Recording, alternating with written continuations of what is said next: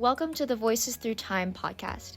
In today's episode, Is Education as Activism Possible? Lessons from Robert Morris, we explore the life, legacy, and lasting impact of Robert Morris, an extraordinary figure who helped shape both American legal history and the fight for educational equality. Morris was the second Black American lawyer in the United States and a pioneering advocate who dared to challenge segregated schooling long before the Civil Rights Movement. His early equal education case in Boston expanded the possibilities of what activism through education could look like. Beyond his courtroom advocacy, Morris played a major role in the development of the institution we now know as Boston College. He and his wife, Kaitlyn Morris, contributed an incredibly generous financial donation equivalent to about $20,000 in the 19th century, but also gifted their extensive personal library of early American literature. Much of this collection is still in the process of being located, preserved, and cataloged within the Boston College archives today. Throughout this episode, we will focus specifically on Robert Morris's dedication to educational justice, examining how he used his legal expertise, personal resources, and public influence to push for equal access to learning. By understanding his efforts, we can better consider our central question: can education itself function as a form of activism? Our names are Kaitlyn Helmcamp, Egan, Samantha Guilfoyle, and Jisu, and we're excited to guide you through this journey into the past and its ongoing relevance today. So, before we get into Robert Morris and his broader idea of education as activism, I want to zoom out and look at another community that had to really fight for educational access: Irish immigrants in 19th century Boston. Let's set the scene. When the Irish began arriving in large numbers in the mid-1800s, most came with very little. They were poor, they were Catholic in a fiercely Protestant city, and they were often openly unwelcome. Boston's public schools, run by Protestant leaders, reflected that bias. Daily lessons included Protestant prayers and readings from the King James Bible. So, for Irish Catholic families, sending their children to these schools didn't just feel uncomfortable, it felt like religious pressure. Because of this, a lot of Irish parents resisted sending their kids to public school at all. Catholic leaders argued that if the public schools couldn't respect their faith, Irish children needed alternatives. And that's one of the big sparks behind the creation of Boston's parochial school system. Catholic schools built by and for the community, so their children could learn without being forced to give up their beliefs. Were Irish American kids in Boston experiencing other difficulties at the time? Yes, religious conflict wasn't the only barrier. Irish kids often lived in overcrowded, unhealthy housing. Many had to work to support their families, and teachers in public schools frequently assumed Irish students were incapable or unable to be educated. That discrimination shaped classroom expectations, discipline, and even who was allowed to advance. Still, Irish families believed deeply in education, even if they couldn't always access formal schools. Literacy classes, night schools, parish programs, political societies, even reading circles and community discussions. These became survival tools. They built their own ways of learning, teaching, and mentoring one another when the official institution closed their doors. Over time, as Irish Bostonians gained political power, they pushed into the school committee, demanded fairer treatment, and eventually reshaped Boston's educational system itself. Figures like Julia Harrington Duff, one of the first Irish Catholic women of the Boston School Committee, are great examples of how political influence became educational influence. And this brings us to a key idea from Philip Collins. Education isn't only what happens inside a school. It's mentorship, apprenticeship, community learning, experience. It's how marginalized groups teach themselves when institutions refuse to teach them. The Irish story makes that incredibly clear. Education wasn't just classrooms, it was survival, it was identity, it was empowerment. And that sets up for a perfect transition to Robert Morris. Like the Irish, Morris saw education as something much bigger than school. For him, learning lived in books, community libraries, reading societies, networks, and the mentors he surrounded himself with. That broader idea of education as a form of self-determination is going to anchor the rest of our episode. Robert Morris grew up in an integrated public school in Salem, which shaped his understanding of education, especially since his sister was the first African-American student to attend a public school there. Morris began his fight for equal education right there in Salem, the place that had educated him, when he watched those same schools that he had attended become racially segregated and lose the progress they once had pioneered. This change in policy was actually born out of jealousy toward the intelligence of Sarah Parker Redmond, a 10-year-old girl who was at the top of her class in a Salem public school. Her intelligence challenged white supremacy and its belief in black inferiority. The return to segregation revealed what the Salem community really wanted: to stifle the intelligence of African American children and contain it from white children in order to keep the next generation believing in racial hierarchy. In response, Morris wrote a petition to the Salem School Committee, not holding back any of his criticism. He began by highlighting the inexpedience of segregation, how building and maintaining separate schools for African American students would waste resources in a system that already struggled to fund education for any of its children. The result, he argued, would be mediocre schools and a mediocre education for African American youth. He also warned about the effect this could have on their self-esteem, writing that, quote, "People are apt to become what they see is expected of them." Morris appealed to the committee's empathy as well, urging them to recognize the greatness in African American youth and to nurture that potential rather than suppress it. He believed that educating white and black children side by side was itself a form of activism, because racism is learned through othering, and classrooms are one of the few spaces where equality can be practiced from a young age. Within a month of receiving Morris's petition, on March 1st, 1844, the Salem School Committee voted to abolish segregated schools. But that same month, the Boston School Committee rejected a similar petition and voted to maintain segregation. This is when Morris's longer struggle began. His fight to integrate Boston public schools started soon after his admission to the Massachusetts bar in 1847, with his first major case becoming one of his most prominent. He was hired by Benjamin Roberts on behalf of his daughter Sarah, who had been expelled from her white primary school at just 5 years old. Sarah was told to walk past multiple white primary schools in order to reach the nearest primary school that she was allowed to attend. Wait, so who was Benjamin Roberts? Benjamin Roberts was a printer and an activist. He even appears in Morris's library through his book, Light and Truth, which highlights the historical achievements of African and Indigenous peoples and argues for equal human rights. The book dates to 1850, which is the year that Morris watched Boston reject integration. His library is able to give us a window into the ideas that he surrounded himself with, ideas that held reminders of the accomplishments of African Americans even when the city refused to recognize their ability. So, while the courts may have ultimately ruled in favor of segregation, which laid a foundation for later equal education cases that upheld separate but equal as their standing, this case marked the beginning of Robert Morris's legal career, where his legal skills were already on display. On Sarah's behalf, he used a writ of trespass to file damages against the city of Boston, which was an unusual tactic since Sarah had not suffered any physical harm or property damage, which was the usual use for a writ of trespass. But Morris drew on a Massachusetts law that stated that any child who was unlawfully excluded from public school instruction was legally able to recover damages. And even after losing in Boston, Morris did not stop. He took on the cases of other black children who were expelled from white schools and continued writing petitions to state and city officials. Finally, in 1855, Boston outlawed racially separate schools. But just because Boston outlawed racially separate schools, this did not stop Morris's education and interest in education. As we know, the fight for equal education never really ended. Even today, equal opportunity is far from guaranteed. Morris understood from his own life the power that access to an education gives, and when he donated his library to underserved Irish youth in Boston, he demonstrated his compassion for all marginalized communities who are denied equal educational rights.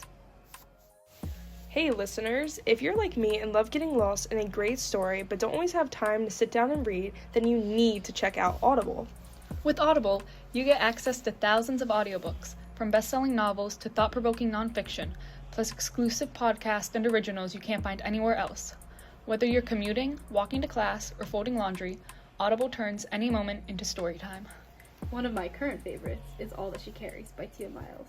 The narrator brings the whole thing to life. It's honestly like watching a movie with your eyes closed. And the best part? Audible lets you try it free for 30 days. That means one free audiobook, unlimited access to Audible originals, and zero risk. So what are you waiting for? Go to audible.com or download the Audible app today and start listening. Your next favorite story is just a play button away.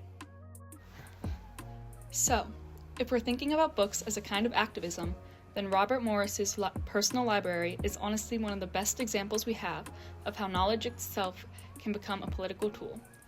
And Morris didn't just own a couple of volumes he kept on a shelf, he built a collection. What I find really interesting is that the books he gathered came from all kinds of places. He bought books himself, possibly inherited a few, and was gifted many. But what matters more is the range: poetry, history, legal works, novels, philosophy, and more. I don't think this was random. It was intentional. Morris clearly believed that liberation, and especially Black liberation, required every kind of knowledge, not just legal expertise. And I love that, because it tells us something about how he saw himself as a thinker. Yes, he was the second Black lawyer in the United States, but he also wanted to be a historian, a literary reader, and a political theorist. His library is basically saying, legal knowledge alone isn't enough to change the world. You know, the extensiveness of Morris's collection reminds me of BC's interdisciplinary core curriculum. Yeah, I think that's really cool. It really aligns with the Jesuit value of having a well-rounded education. What happened to Morris's library? For Morris, the answer was Boston College. In 1882, he donated his entire collection to BC. And that raises the obvious question, why BC? At the time, Boston College was a young Jesuit institution, being just 19 years old, with a mission grounded in education and uplifting Irish immigrants. Jesuits have this long tradition of valuing learning, debate, and intellectual formation. And Morris, who converted to Catholicism, probably felt aligned with that mission. And there's another layer to this. His wife, Catherine Morris, might have influenced that decision. There's this idea in the 19th century culture of female influence, women shaping the public world through their role in the household. The Colored Conventions Project even notes that Catherine played a significant ideological role in the marriage. Morris's conversion to Catholicism was at her encouragement, so we can't rule out that Catherine nudged him toward BC, or at least supported the idea that the book should go somewhere that valued education as a moral force. How do you guys think Catherine's role might have been? Maybe Morris would have come to Catholicism eventually, because it was slightly more progressive in terms of racial equality, but Catherine certainly sped up that process for him. He was already aligned with the Jesuit values of education and service to others. What Catherine probably did was help him find a genuine conviction of faith to drive those values. Wow, that's something really smart. I didn't think of that. But here's something that always gets me. Morris donated his library to Boston College in 1882, but Black students weren't admitted to BC until 1933, 51 years later. So he's giving this gift to an institution that wouldn't have admitted someone like him. I think this is really admirable because Morris knew that even if he himself wouldn't have been welcomed through BC's doors, his books could be. He still believed that his donation mattered, and it did, because BC at the time served marginalized groups, Irish Catholic immigrants, who were facing discrimination of their own. Oh wow, I hadn't thought of that. Yeah, it's wild, because many people today don't even know Morris made that donation. But when you look at it closely, giving away that library was an activist act. It was Morris ensuring that future generations, and especially those pushed to the margins, would have access to the knowledge that he valued most. Today, the collection still exists. Archivists started looking for and identifying Morris's books around 2015, and they realized pretty quickly that what he left behind wasn't just some old books. It was an archive of 19th century Black intellectual life and how Black professionals read, studied, and imagined freedom. And that actually brings us perfectly into our next segment, because this idea of learning as activism wasn't just happening in Morris's living room. It was happening across Black communities through literary societies, which were places where people came together to read, debate, and educate one another. In the 19th century, Black literary societies were initially formed to improve enunciation and proper speaking amongst Black youths, mostly men, as a kind of public spectacle for other people. There was a strong moral connotation with these societies because they envisioned themselves as forming men of, quote, sober and virtuous character, and validating the ambitious career aspirations of young Black men. These literary societies were founded on the idea that education is the key to social mobility, and it felt like an escape in an era of slavery and segregation. Over time, these societies shifted to have an emphasis on public performances, debates, and lectures with pamphlets. One notable example of a highly regarded society in Boston was the 1838 founded Adelphic Union Library Association, open to Black people of all ages and genders. Robert Morris was an attendee of the Adelphic Union before he founded the Young Men's Literary Society in 1842. How did literary societies use speaking and shared stories to support learning and activism? Yes, that's a great question. In addition to advancing the reading, writing, and political literacy skills of the members, literary societies relied on the revival of oral culture as a means of activism. We might think of literary as a classical literature canon, but keep in mind that books weren't very accessible at the time, and that pamphlets and speeches had far more power in terms of their circulation impact. Establishing intergenerational connections between young men and their elders and the children was a foundational aspect of that oral culture and this grassroots education system for the people, by the people. There's also some irony here, since these literary societies were created due to the barriers in public education, meaning segregation, but they ended up becoming a source of empowerment. Despite being empowered, the Black folks in these literary societies knew that the status quo had to change. Segregation and racism was reflected in the state of the all-Black public school in Boston, which was both underfunded and overcrowded. Being revolutionary can't just mean being countercultural. You should also be willing to make a change to the culture itself.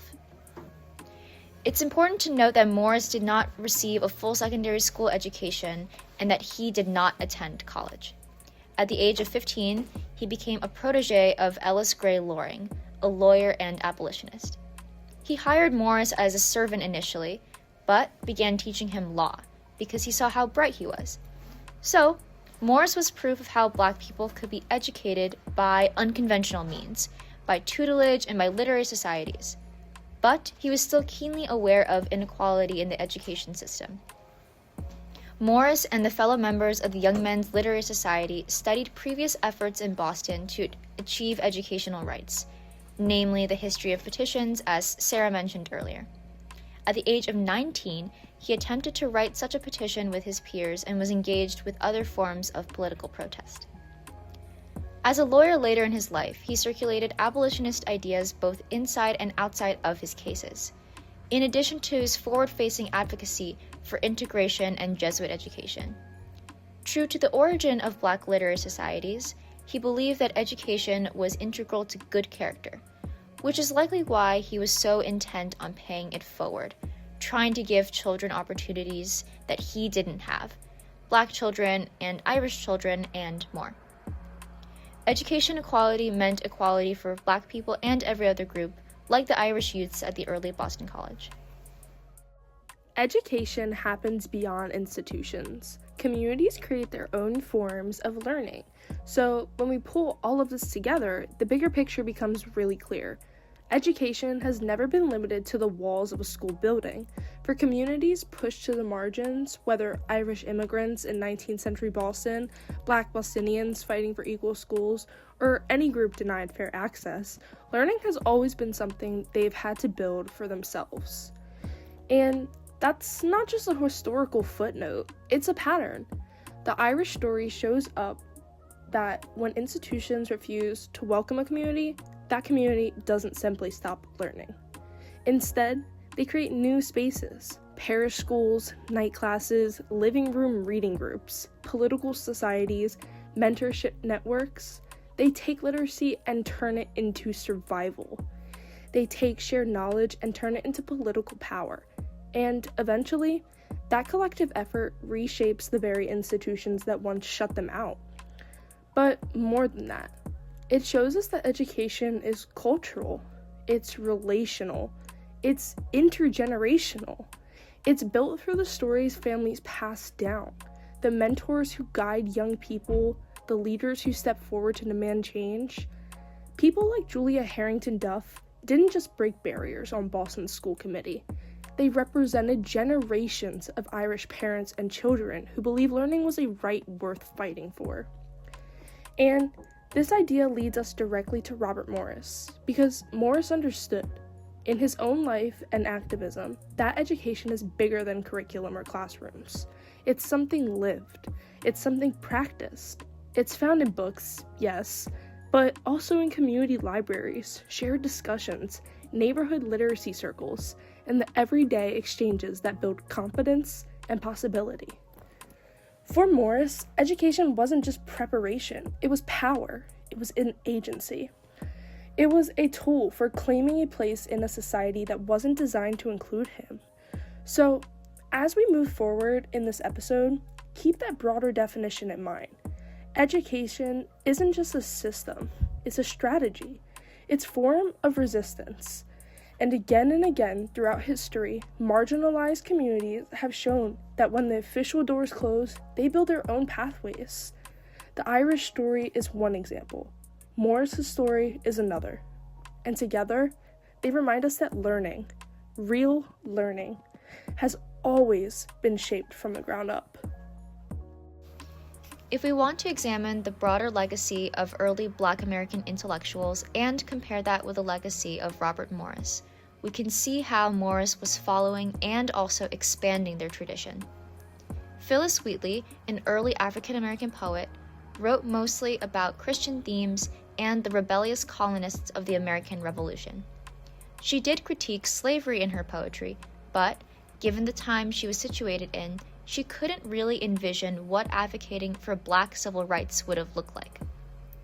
Nevertheless, the world discovered that she was an unexpected literary genius, and her being literate was the tool that she needed to write poetry. Producing creative writing, similarly to producing political writing, is really an act to remind yourself that you are human when you are systemically dehumanized. Robert Morris was more direct and proactive in his approach to confronting racial inequality, as he was taking on cases, drafting petitions, meeting up in literary societies, and corresponding with a bunch of other figures in the abolitionist movement. Individual privilege can only go so far in the fight for large-scale change, and so Robert Morris was mutually supported by other abolitionists, including Catherine Morris, Frederick Douglass, William Lloyd Garrison, and William Cooper Nell. Collaboration is what builds a movement. No singular person, no matter how talented or privileged they may be, can do that alone. All of these individuals were sustained by the fact that they were literate and could transmit ideas through the spoken or written word. Robert Morris is a perfect example of how far someone can go when they are given access to a proper education and the opportunity to expand their knowledge and reach. He had received some formal schooling in his youth at a progressive, racially integrated school in Salem, but he would have not been able to continue his education without the support of Ellis Gray Loring, who recognized his intelligence and offered him both an apprenticeship and a legal education. While many African American families petitioned the Boston School Committee for integrated schools, others did not support integration because they feared their children would not receive the same treatment or attention as their white peers. They also worried about the racism and bullying their children might face and feared that Black schools, such as the Smith School, would lose what little funding and resources they did have if students were sent elsewhere. Robert Morris acknowledged these concerns were valid, yet he also recognized that the inadequate education available to African Americans and the limited opportunities for advancement after graduation made the fight for access to white schools necessary, even if those schools were unwelcoming. His own son experienced the results of this fight firsthand, becoming one of the first Black men to graduate from Harvard in 1870. Activism and education are tied hand in hand. Morris was able to make such an impact on the abolitionist movement and the fight for educational equality because of his education. African American youth were often leading the movements for change, and it was essential that they understood their intelligence, worth, and abilities through a comprehensive and supportive education. Sarah, one thing you said earlier really resonated with me. Specifically, the section where you talk about Morris warning about the effect segregation could have on the self-esteem of Black children. This reminds me a lot of the work of Doctors Mamie and Kenneth Clark. Their DOL tests were a key factor in the landmark Supreme Court case, Brown versus Board of Education, that declared segregation in public schools was unconstitutional. I've learned a lot about Doctors Mamie and Kenneth Clark because they actually lived in my hometown of Hastings-on-Hudson, New York. Fun fact, their house is actually just a bit more than 1.5 miles from my house. Getting back on topic, their tests showed that Black children preferred white dolls and thought that they were smarter and prettier than the Black dolls. This proves exactly what Morris thought about the negative effects of segregation. I can only wonder how our society would be different if we had listened to Morris all those years ago. Wow, that's fascinating. I had no idea that your town was historically connected to the equal education movement. Yeah, my town actually has a lot of cool historical connections. After Brown versus Board of Ed was enacted, Minnie Jean Brown, a member of the Little Rock Nine, actually came to and lived in my town after she was expelled from Little Rock Central High School for retaliating against the discrimination and poor treatment she faced while there. She lived with the Clarks while attending school in Manhattan. I think this is important to know because we must remember that even after Brown versus Board of Education was passed, Black people still faced unequal access to education. But the fact that Minnie Jean Brown continued her education is very important. She was not going to let anyone stop her from getting what was rightfully hers.